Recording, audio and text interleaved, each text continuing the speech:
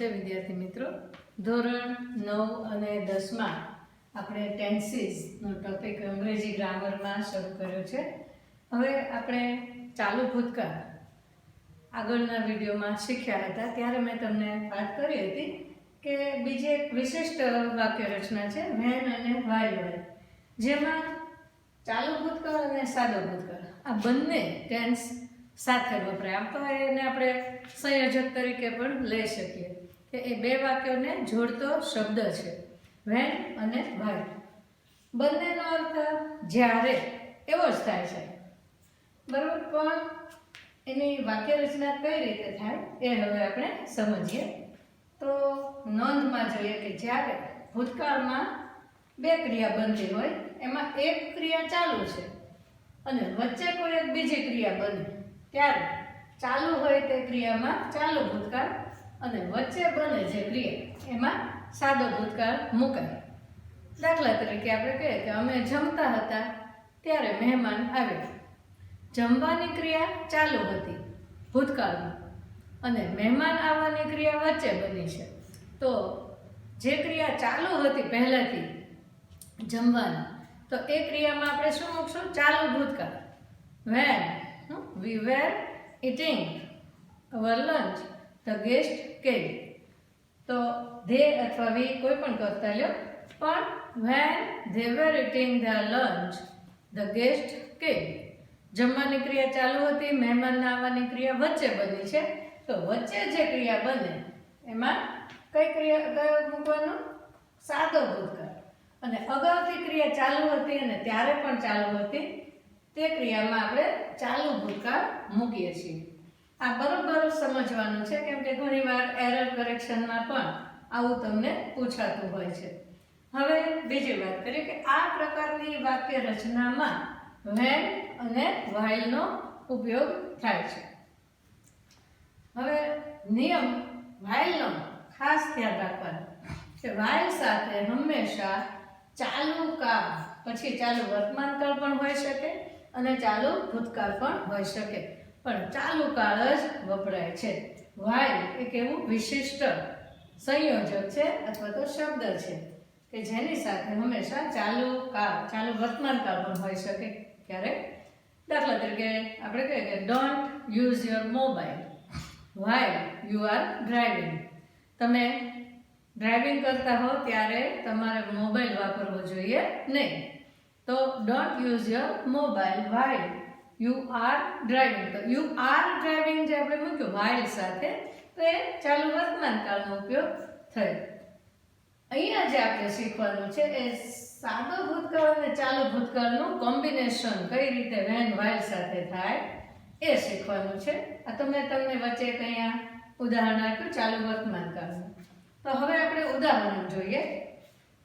તો ઉદાહરણમાં શું કહે છે કે when I went there he was sleeping. હવે અહીંયા આપણે વેનનો ઉપયોગ કર્યો છે, બરોબર. હવે આ એક ક્રિયાપદ છે અને આ એક બીજું ક્રિયાપદ છે. હવે આ ક્રિયા ચાલુ હતી, સુવાની ક્રિયા. આપણે ત્યાં ગયા એ પહેલા પણ એ ક્રિયા ચાલુ હતી. વચ્ચે કઈ ક્રિયા બની? જવાની. આપણે ત્યાં જવાની ક્રિયા વચ્ચે બની, એટલે કે સુવાની ક્રિયા તો ચાલુ જ હતી, તો એમાં ચાલુ ભૂતકાળ મુકાય. જ્યારે હું ત્યાં ગયો ત્યારે તે સૂતો હતો, બરાબર. તો આ સાદો ભૂતકાળ અને આ ચાલુ ભૂતકાળ. તો આ આપણે ખાસ જોવાનું. ક્યારેક એરર કરેક્શનમાં આવું ટેન્સનું આવે તો તમને આ માહિતી કામ લાગશે, બરાબર. વ્હાઇલ. હવે આપણે બીજું વાક્ય લીધું છે મેં while. While they were playing it started raining.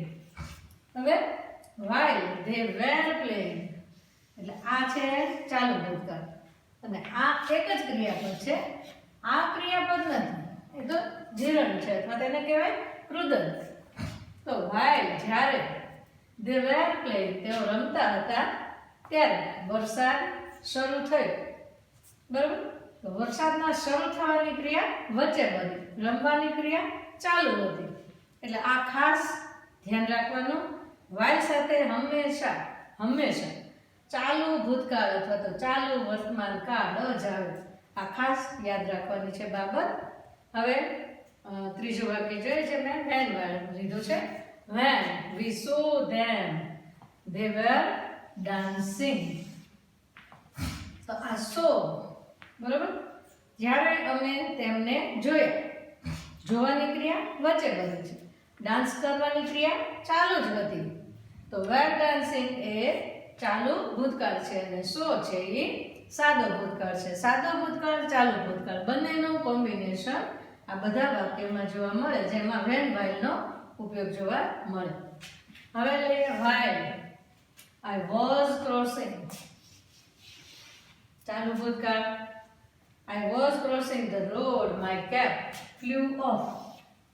જ્યારે હું રસ્તો ઓળંગતો હતો ત્યારે મારી ટોપી ઉડી ગઈ. તો ઉડવાની ક્રિયા વચ્ચે બની, રોડ ક્રોસ કરવાની ક્રિયા ચાલુ હતી. એટલે ચાલુ ક્રિયા અને વચ્ચે બનનારી સાદા ભૂતકાળની ક્રિયા. ચાલુ ભૂતકાળની ક્રિયા, સાદા ભૂતકાળની ક્રિયા. હવે બીજી વાત કરીએ કે આ જે શબ્દ છે એ જો તમે વાક્યની શરૂઆતમાં મુકાયેલા જોશો તો વચ્ચે કોમા જરૂરી છે. દરેક વાક્યમાં તમને અહીંયા કોમા જોવા મળશે, અલ્પવિરામ જોવા મળશે. પણ જો તમે આ વાક્યને ઉલટું મૂકી શકો અને ઉલટું મૂકો તો કોમા મૂકવાની જરૂર નથી. તો અહીંયાથી આપણે લઈએ કે he was sleeping when I went there. આમ પણ ચાલે, પણ પછી કોમાની જરૂર નથી. જો આ શબ્દને તમારે વચ્ચે મૂકવા હોય તો કોમાની જરૂર પડશે નહીં. He was sleeping when I went there. It started raining while they were playing. They were dancing when we saw them. My cap flew off while I was crossing the road. પણ આમાં ખાસ ધ્યાન રાખવાનું કે આ જો શબ્દને તમે when while ને વચ્ચે લઈ જાઓ છો તો વાક્ય એક તો ઉલટાવવું પડે, બીજું કોમાની જરૂર રહેશે નહીં. તો આ જે વિશિષ્ટ પ્રકારની વાક્ય રચના જે તમારે શીખવાની હતી તે આ વિડીયોમાં આપણે શીખ્યા છીએ. તો અહીંયા આપણો ચાલુ ભૂતકાળનો અભ્યાસ પૂરો થાય છે. હવે આપણે જે શીખવાના છીએ એ પૂર્ણ ભૂતકાળ અને પછી ભવિષ્યકાળ, આનો અભ્યાસ આપણે કરવાના છીએ. હવે પછીના વિડીયોમાં આપણે ફરી મળીશું. ત્યાં સુધી અસ્તુ, આવજો.